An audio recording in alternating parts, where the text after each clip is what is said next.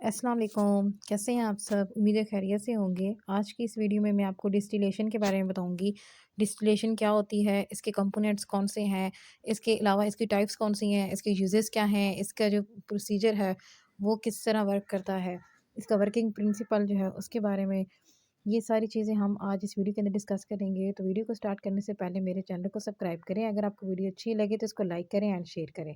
तो स्टार्ट करते हैं डिस्टिलेशन। डिस्टिलेशन जो है ये एक सिंपल प्रोसेस है जिसमें मिक्सचर्स जो होते हैं उनको सेपरेट कर दिया जाता है according to their boiling point. उनके बॉइलिंग पॉइंट के बेस पे उनको डिवाइड कर दिया जाता है, अलग कर दिया जाता है, सेपरेट कर दिया जाता है। ये है हमारे पास डिस्टिलेशन। डिस्टिलेशन के कुछ कंपोनेंट्स हैं, उनके बारे में देख लेते हैं। यहाँ पे एक हीट सोर्स होगा जो कि ये यहाँ पे है। बंसन बर्नर भी आप यूज़ कर सकते हैं, लेकिन मोस्टली बंसन बर्नर जो है वो यूज़ नहीं किया जाता। ठीक है? क्योंकि इससे इतनी ज़्यादा हीट जो है वो प्रोड्यूस नहीं होती। डिस्टिलेशन फ्लास्क जो है ये होगी, और उसके अलावा थर्मामीटर जो है ये लगा हुआ है, कंडेंसर होगा एंड जो है ना ये रिसीविंग फ्लास्क होगी जिसमें कंपोनेंट सेपरेट होके यहाँ पे रिसीव होते जाएँगे। तो जिस तरह की आपको नीचे वाली डायग्राम नज़र आ रही है, बिल्कुल इसी तरह इसको सबको जो है ना इसको असेंबल करना है ऑपरेटर्स को। अब इसको असेंबल करने का सारा तरीका जो है वो मैं आपको बताती हूँ। इसके प्रिंसिपल के बारे में बात करें तो ये क्या है, ये बॉइलिंग पॉइंट पे चीज़ों को जो है ना आपस से डिफरेंशिएट कर लेते हैं, वहाँ से सेपरेट कर लेते हैं मिक्सचर से कंपोनेंट्स को। इसके अलावा ये है कि यहाँ पे इक्विलिब्रियम जो है ना वो डेवलप हो जाता है वेपर्स के दरमियान। और जो बॉइलिंग पॉइंट है, बॉइलिंग पॉइंट हम यही कहते हैं कि जो प्रेशर होता है, ठीक है, जो इनर प्रेशर होगा, लिक्विड का प्रेशर होगा या वेपर प्रेशर होगा, ठीक है, वो हमेशा अगर एटमॉस्फेरिक जो है ना प्रेशर उससे ज़्यादा हो जाए तो फिर हम इसको कहते हैं कि ये क्या है, ये बॉइलिंग पॉइंट हो जाता है, ठीक है। और यहाँ पे बॉइलिंग पॉइंट्स जो होंगे ना वो काफ़ी हाई जो है वो यूज़ होंगे। और उनके बॉइलिंग पॉइंट्स की बेस पे ही उन सबको क्या किया जाएगा, एक दूसरे से डिफरेंशिएट कर लिया जाएगा। तो नेक्स्ट अभी हम स्टार्ट करते हैं, उससे पहले हम पढ़ेंगे कुछ यूज़ ऑफ जो है ना डिस्टिलेशन। डिस्टिलेशन जो है उसके कौन-कौन से यूजेज़ हैं। तो डिस्टिलेशन जो है ये बहुत सारी लिक्विड्स जो हैं उनको सेपरेट करने के लिए यूज़ होती है, जैसे कि गैसोलीन हो गया, ज़ाइलीन हो गया, अल्कोहल, पैराफिन, ठीक है, एंड केरोसिन जो है, और इसके अलावा नाइट्रोजन, ऑक्सीजन, अगर ये वेपर्स फॉर्म में है तो इनको भी सेपरेट करने के लिए इसको यूज़ किया जाता है। तो इसकी कुछ टाइप्स हैं वो भी हम इंशाल्लाह इस वीडियो के अंदर डिस्कस करेंगे। तो अभी हम सबसे पहले जो चीज़ अभी देखने लगे हैं वो ये है कि इसका जो ऑपरेटस है उसको कैसे सेट करना है। तो ऑपरेटस को सेट करने के लिए सबसे पहले तो आपको क्या देखना है कि आप क्या काम करना चाहते हैं, ठीक है? आप डिस्टिलेशन जो है वो किस टाइप की करना चाहते हैं? सिंपल करना चाहते हैं, स्टीम करना चाहते हैं, फ्रैक्शन वाली, वैक्यूम वाली, कौन से वाली फ्रैक्शन जो है ना आप डिस्टिलेशन करना चाहते हैं? तो इसके अकॉर्डिंग फिर आप ऑपरेटस जो है ना उसको सारा सेट करेंगे। इसके सारे जो पार्ट्स हैं उनको क्या करेंगे, असेंबल कर लेंगे। तो सबसे पहले हमें क्या करना है कि हमें वो लिक्विड लेना है, वो सैंपल लेना है, वो कंपोनेंट्स लेने हैं जिनको हमने डिस्टिल करना है, जिनको सेपरेट करना है। तो उनको हम क्या करेंगे कि उनको लेने के बाद उनको एक फ्लास्क के अंदर जो है ना वो डाल दिया जाएगा, ठीक है?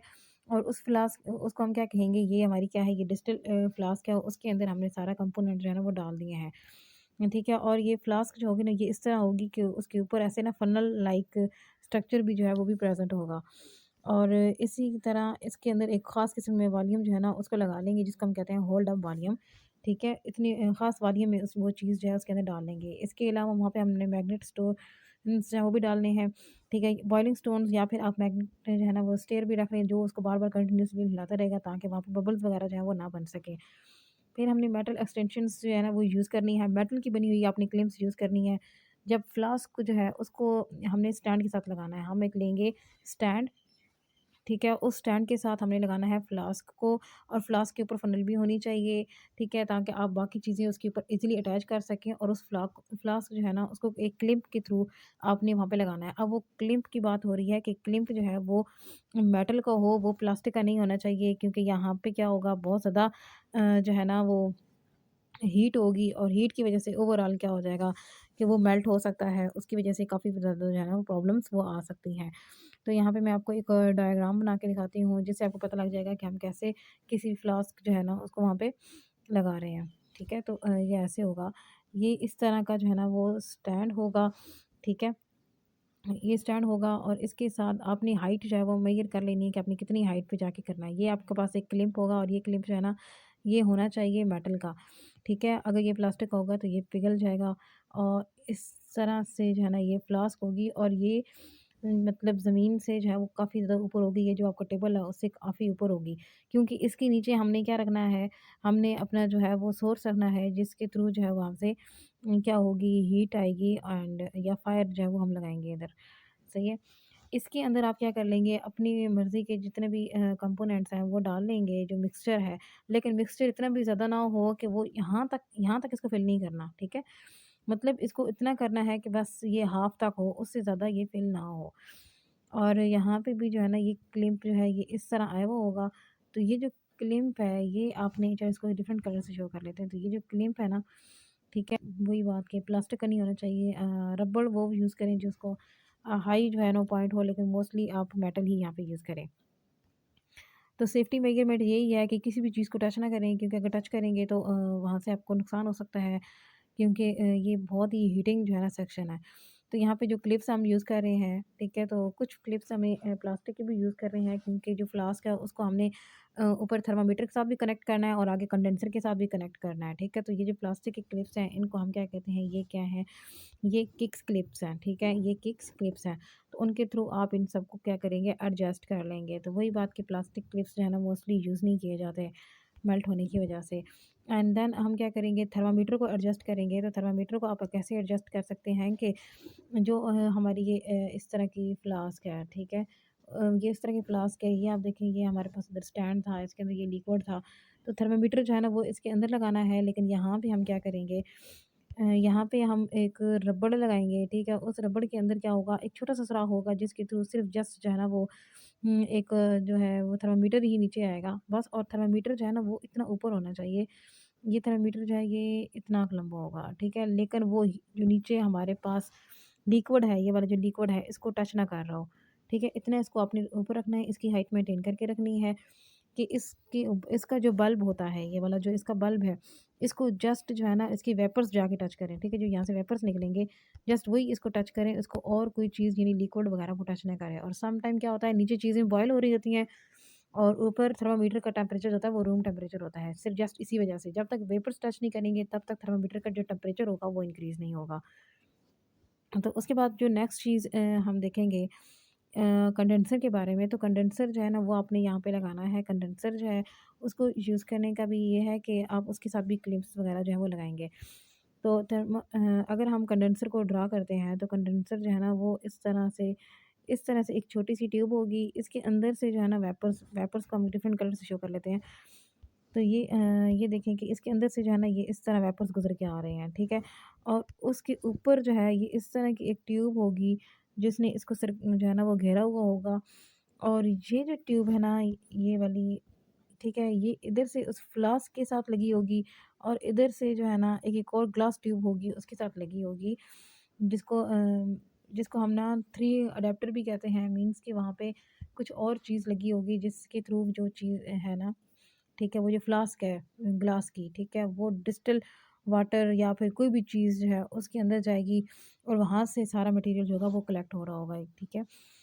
तो अब क्या होगा कि इसके इर्द-गिर्द जो है ना यहाँ पे कोल्ड वाटर जो है वो सर्कुलेट करेगा, ठीक है? कोल्ड वाटर सर्कुलेट करेगा। आप ऐसा करोगे कि यहाँ पे 2 टाइप्स के च टैब लगा लोगे।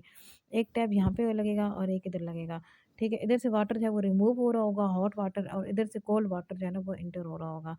और ये सारा किस लिए हो रहा है, ताकि ये जो वेपर्स दरमियान में ये जो आ रहे हैं, ठीक है? तो जब ये यहाँ पे पहुँचे तो ये लिक्विड की फॉर्म में हों, ठीक है? यहाँ पे वेपर्स जो है वो कंडेंस होके दोबारा क्या बना देंगे, लिक्विड जो है वो बना देंगे। तो ये थी जितना भी कंडेंसिंग जो सिस्टम था, ये सारी उसकी थी। और इसमें क्या करना है कि इसमें भी अपने मटेरियल को मेन जो है ना उसको टच करने से बचना है। 3 वे अडैप्टर जो है उसको टच नहीं करना, क्योंकि उसकी वज़ह से क्या हो सकता है कि आपको नुकसान हो सकता है। वहाँ पे चीज़ें जो हैं वो बहुत ज़्यादा गर्म है। देन हम क्या करेंगे कि अब वो जो अडैप्टर है, ठीक है? 3 वे अडैप्टर जो है ना वो उसको अगर हम ड्रा करें तो वो फॉर एग्ज़ाम्पल आप ये देख लें कि ये कंडेंसर है, ठीक है? कंडेंसर का ये लास्ट पार्ट है। तो उसके साथ यहाँ पे ना इस तरह की रबड़ लगा होगा और उसके थ्रू या एक क्लिप लगा होगा, उसके थ्रू जो है ना ये अटैच है वो होगा, ठीक है? इसको डिफरेंट कलर से शो कर लेते हैं, ये ऐसे, ठीक है? ये ऐसे होगा और इसके में क्या होगा कि यहाँ से जो है ना ये ड्रॉप्स, ठीक है, वो नीचे गिर रहे होंगे और यहाँ पे नीचे हमने अपनी जो फ्लास्क है जिसके अंदर हम चीज़ें जो है वो कलेक्ट करना चाहते हैं, ठीक है, या कोई बीकर है तो वो उसके अंदर जो है वो मटेरियल जाता जाएगा और यहाँ पे जो है ये सारा का सारा कलेक्ट होता जाएगा। अगर हमें इसके जो है ना जितना भी ऑपरेटर्स है उसका समझ आ जाए तो फिर हम जो है वो ईज़िली इसको पढ़ सकते हैं।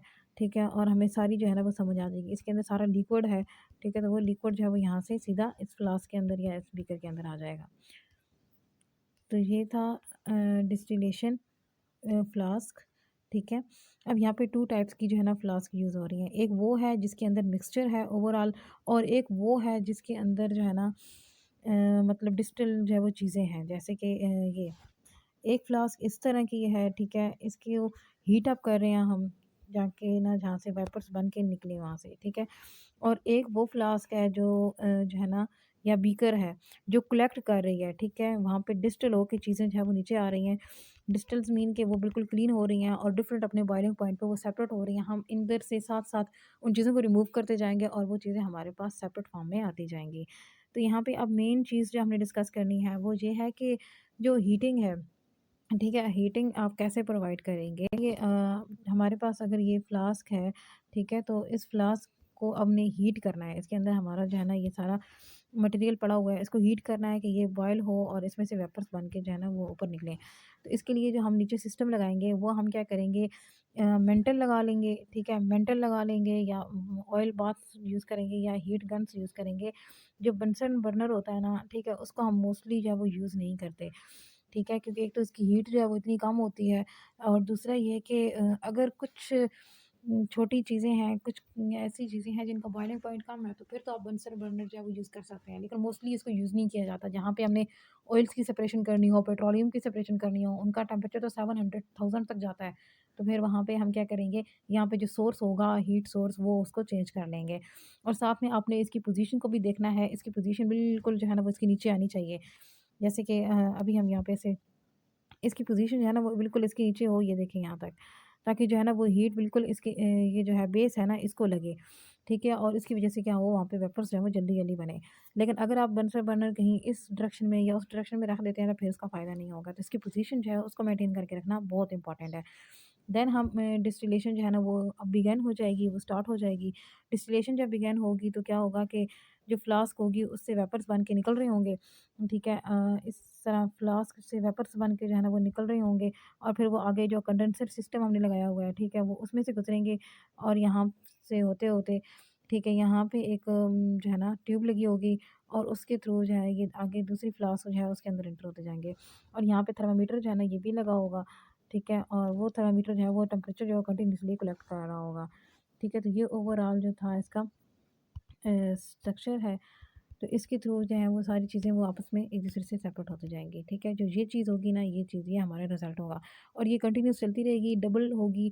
और इसमें क्या होगा कि जो भी जितना भी एपरेटस हमने सेट किया है, ठीक है? इसको क्या कहते हैं, ये होता है स्टिल, ठीक है? जितना भी एपरेटस हमने सेट किया है इसको स्टिल कहते हैं।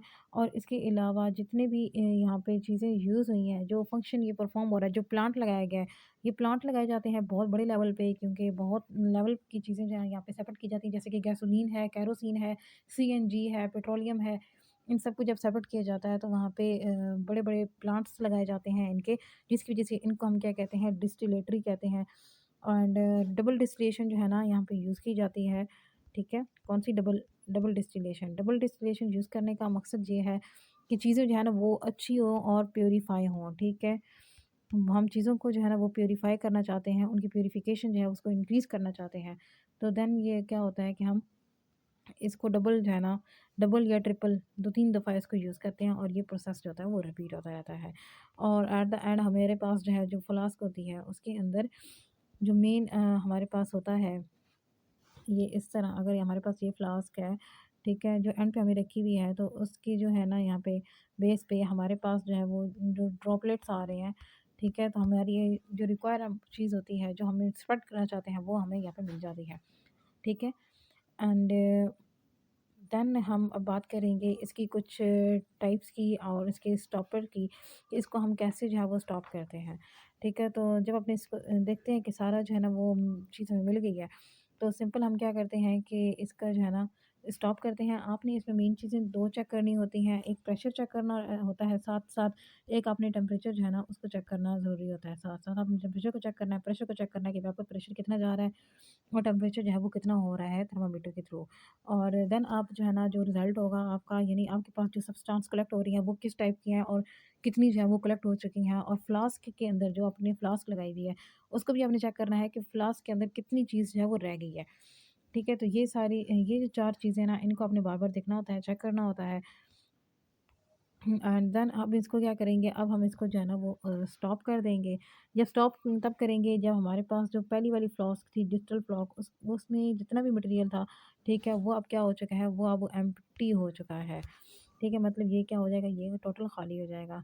तो इसको हम क्या कहेंगे कि अभी जो है ना इसको स्टॉप कर देंगे। वाटर जो है, जो हम वाटर कोल्ड वाटर डाल रहे हैं उसको भी हम रोक देंगे, और इधर से फिर हम ये सारी ये जो है ना सेटअप को सारे को खोल देंगे। ठीक है, इसके पार्ट्स जो हैं वो सेपरेट कर देंगे और फिर उनको मतलब सही डिस्टिल वाटर से धो वगैरह देंगे। अब इसकी हम कुछ टाइप्स हैं उनके बारे में देखते हैं। तो ख़ैर पहले उससे देखते हैं कि रिज़ल्ट जो है ना वो हमारे पास क्या आएगा। जो हमारे पास दूसरी फ्लास्क होगी ना, फॉर एग्ज़ाम्पल ये इस तरह की, ठीक है? तो इस तरह की हमारे पास हो सकता है कि 2-3 फ्लास्क जो है ना वो बन जाए। ठीक है? अगर फॉर एग्ज़ाम्पल हम 2 मटीरियल्स को सेपरेट करना चाहते हैं, ये पहला था, ये दूसरा था। इस फ्लास्क के अंदर क्या था, अब ये देख लें कि एक रेड कलर शामिल कर लेते हैं और एक ये वो ग्रीन। ये 2 सब्सटेंसेस मिक्स हुई हुई थी, तो यहाँ पे हमारे पास जो है वो ग्रीन सेपरेट हो गई है और इधर हमारे पास रेड सेपरेट हो गई है। ये दोनों हमारे रिजल्ट्स आ गए हैं। अब देन हम इसके कुछ टाइप्स के बारे में पढ़ेंगे। तो सबसे पहले आ जाती है सिंपल डिस्टिलेशन। ठीक है, जो सिंपल है ना उसमें क्या होता है कि सिंपल चीज़ों को सेपरेट किया जाता है, जैसे कि कोई भी लिक्विड, एसीटोन, वाटर, इनको हम सेपरेट कर सकते हैं, कोई अल्कोहल वगैरह है उनको। और दूसरी होती है स्टीम। स्टीम में क्या होता है कि यहाँ पे कोई लिक्विड नहीं यूज़ किया जाता, बल्कि स्टीम यूज़ की जाती है, उसको मिक्सचर के अंदर डाला जाता है। देन वहाँ से चीज़ें जो हैं वेपोराइज़ होके उड़ जाती हैं, और फिर उनको जो उड़ती हैं उन्हीं को हम कंडेंस करते हैं, और देन हमारे पास वो प्रोडक्ट्स आ जाती है। तो जो स्टीम है ये ऑयल्स जो है ना उनके लिए यूज़ होती है। और उसके बाद देन जो है वो हम, एक सिंपल हो गई, एक स्टीम हो गई।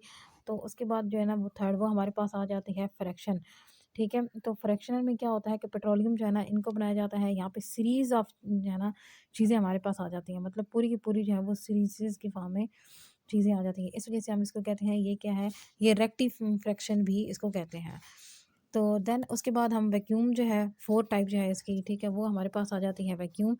तो वैक्यूम में क्या होता है कि यहाँ पे टेम्परेचर हाई होता है, इसलिए इसको वैक्यूम बोलते हैं, ताकि कोई चीज़ जो है ना वो ज़्यादा दूर भी ना जाए, और इसका टेम्परेचर 200 तक भी हो सकता है और उससे कम भी हो सकता है। तो इसमें हम नाइट्रोबेंज़ीन जो होता है उसको अलग कर सकते हैं, ठीक है? जो हमारे पास आएगा नाइट्रोबेंज़ीन, उसको सेपरेट करने के लिए हम ये इसको यूज़ करेंगे। तो यहाँ पे हमारी वीडियो ख़त्म होती है। अल्लाह हाफ़िज़ एंड टेक केयर।